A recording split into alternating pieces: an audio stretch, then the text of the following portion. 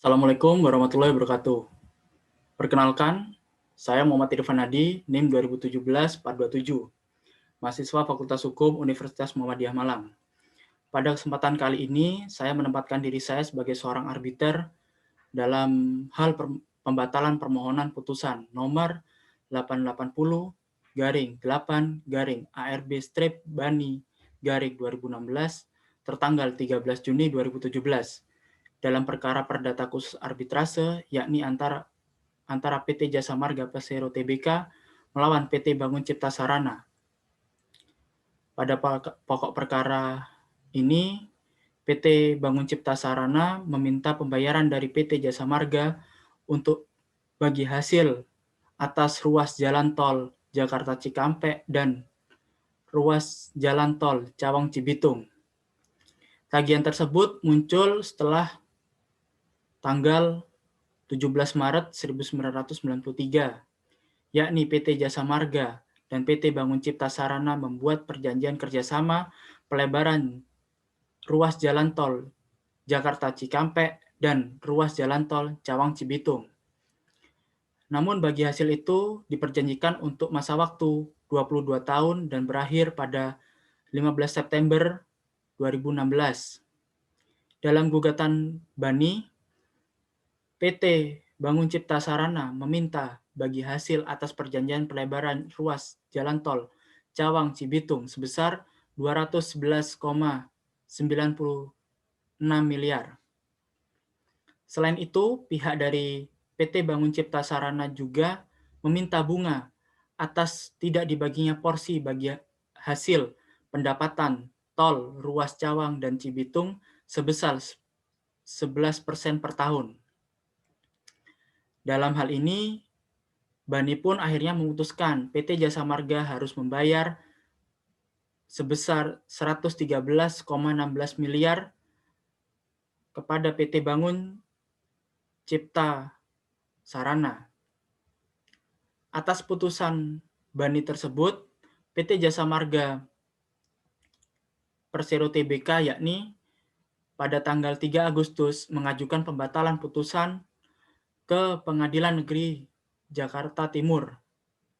Namun upaya dari PT Jasa Marga tersebut kandas, yang karena pada tanggal 10 Oktober 2017, Majelis Hakim dari Pengadilan Negeri Jakarta Timur menolak permohonan pembatalan putusan BANI oleh PT Jasa Marga Persero Tbk. Terhadap keputusan tersebut, PT Jasa Marga pun telah mencoba melakukan upaya banding dan kasasi. Namun, upaya yang dilakukan oleh PT Jasa Marga itu tidak dapat membuahkan hasil.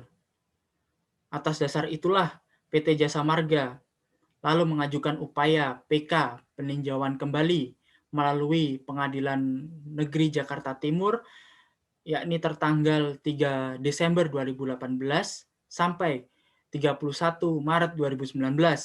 Namun dalam upaya tersebut belum memperoleh keputusan. Selanjutnya,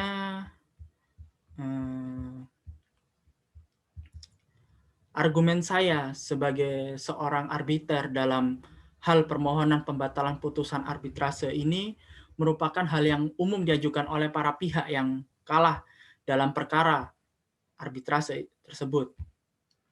Dalam beberapa perkara, hal ini dilakukan untuk menunda pelaksanaan eksekusi atas putusan arbitrase tersebut, yang mana tentunya permohonan pembatalan tersebut harus diajukan atas dasar alasan yang telah ditentukan secara limitatif, yakni pada pasal 70 Undang-Undang Nomor 30 Tahun 1999 tentang arbitrase dan alternatif penyelesaian sengketa. Namun jika putusan dari permohonan pembatalan tersebut tidak sesuai dengan apa yang diharapkan dari pihak pemohon, sebagaimana diatur dalam pasal 72 ayat 4 Undang-Undang Arbitrase, putusan terhadap permohonan pembatalan putusan arbitrase ini dapat diajukan melalui permohonan banding ke Mahkamah Agung.